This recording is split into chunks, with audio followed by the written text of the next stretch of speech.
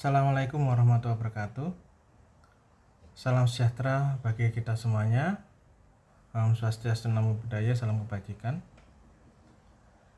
Perkenalkan, nama saya Dr. Muhammad Noval Arifianto, biasa dipanggil Pak Noval.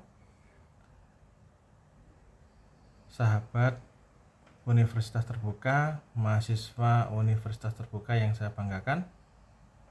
Hari ini adalah hari yang menarik untuk dibicarakan mengenai bagaimana caranya menyusun abstrak di dalam suatu karya ilmiah. Apa saja yang perlu kita pelajari di dalam menyusun suatu abstrak?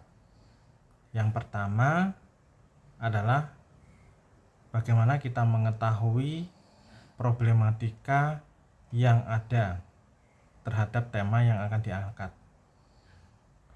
Yang kedua, menyusun apa yang menjadi suatu latar belakang ya di dalam suatu masalah yang akan menarik untuk diangkat.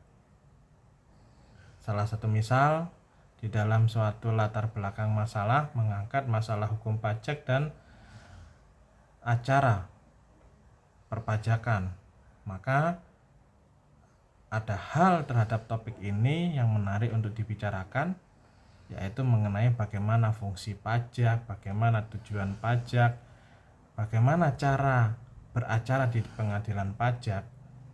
Tentu ini menjadi salah satu poin ya di dalam suatu merumuskan latar belakang masalah. Setelah kita mengetahui latar belakang masalah, kemudian mengetahui rumusannya, maka dengan menggunakan teknik yang seperti apa di dalam merumuskan suatu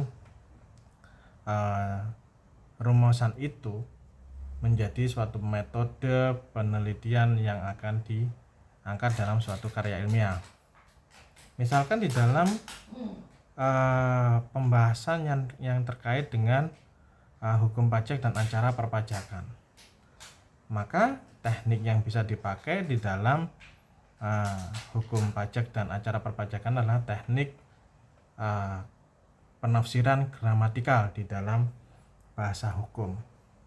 Nah, banyak hal menurut Prof. Sumitro ya mengemukakan bahwa pajak itu bersifat memaksa yang diatur oleh undang-undang, yang mana itu merupakan hak dan kewajiban untuk melaksanakan undang-undang itu atau peraturan perundang-undangan.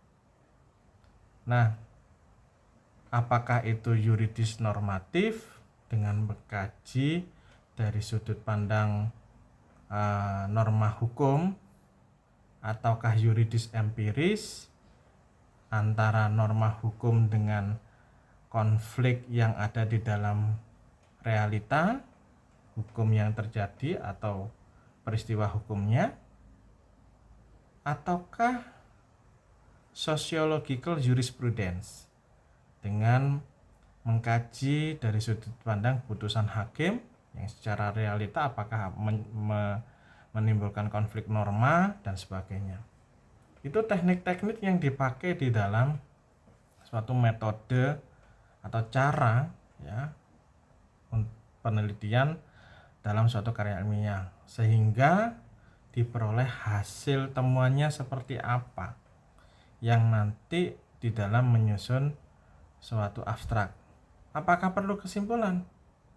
Ya, kalaupun misalkan diperlukan kesimpulan, maka itu sifatnya opsional, tetapi ada hal yang penting tadi adalah yang pertama latar belakang masalah, rumusannya atau problematikanya, kemudian tekniknya atau metode penelitiannya atau metode karya ilmiahnya, kemudian hasil temuannya atau hasil dan pembahasan. Itu merupakan komponen yang terpenting di dalam menyusun suatu abstrak. Itu saja sahabat Universitas Terbuka, mahasiswa Universitas Terbuka yang saya banggakan, yang mungkin kita bisa sharing sama-sama. Sekali lagi, cermati dengan teliti tugas-tugasnya dan penuhi kewajibannya serta tetap semangat di dalam melaksanakan tugas untuk berkarya pada negeri ini. Terima kasih. Wassalamualaikum warahmatullahi wabarakatuh.